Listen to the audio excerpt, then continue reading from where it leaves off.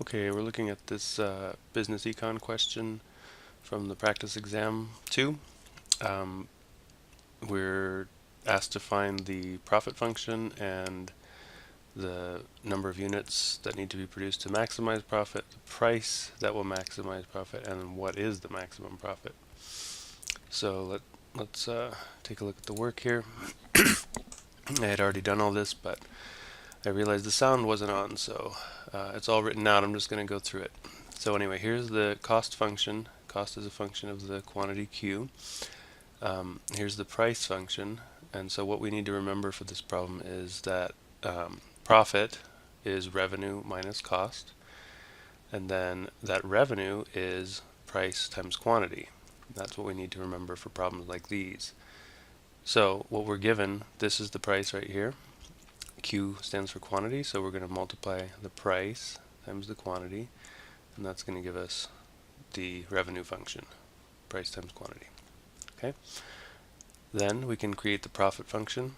Profit function is revenue, the one we just found, revenue minus cost. And don't forget, on the cost function you have to subtract the whole thing, put it in parentheses.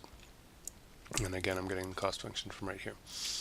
Okay, so then we notice at that point that this term here and this term here are like terms. They both have exactly the same variables, q e to the negative 0.01 q. Both of them have that, so they're like, so we can combine them. So 10 minus 5 gives us 5, that's that part there, minus 100, that's that part there. Okay, that's the profit function, so that'll answer the first part of the question. Then we're asked to find the quantity that will maximize the profit, and in order to do that we need to find the derivative of the profit function. So that's this step here. To find the derivative of this profit function, we need to use the product rule, because this is a product. 5q is the first part of the product, e to the negative 0.01 q is the other part of it. This is a constant, its derivative is 0, so that part's just going to go away. So the product rule says take the derivative of the first function.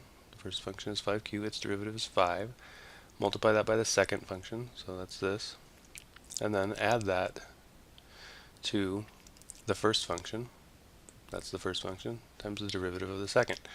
Again, the second function is e to the negative 0.01 q. Its derivative will be itself times the derivative of the exponent of the function, that's the chain rule. The exponent derivative is negative 0.01, so that's why it goes in the front there. Okay, then we'll simplify this. We can put the minus sign in front of this part, put it here. We can multiply the 5 times the 0.01, that gives us 0.05. So this is the simplified marginal profit, the derivative of the profit function.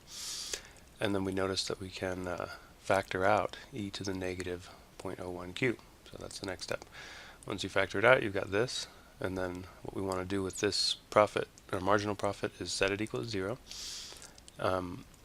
And that will give us the critical numbers once we solve this equation. Okay, so this one, if you set that to 0, it has no solution. E to any power really is not going to have any solution provided that it's not shifted. This one is not, so no solution for that one. If I do set this one equal to 0 though, the 5 minus 0.05 q, that one does have a solution. You can solve it fairly simply, and we'll get 100 for that. Okay, so that tells us that in order to maximize the profit, we must sell 100 of these items. Okay, and then the next question asks us to find the price that we should charge to maximize the profit.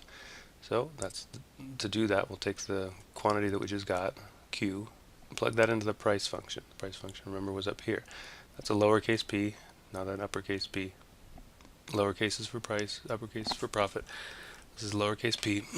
Plugging in 100, the value we just got for Q, gives $3.68. That is the price that we should charge to maximize profit. Finally, the question asks us, what is the maximum profit? So I label that as P max. Again, this is capital P for profit. And in order to find that, we just want to take that quantity that we got and plug it into the profit function. Remember, the profit function we found was up here, so that's what we're doing next, is plugging in 100 for Q here, and here, here, and here, and simplifying that, and you get about $83.94. So that answers all of the questions.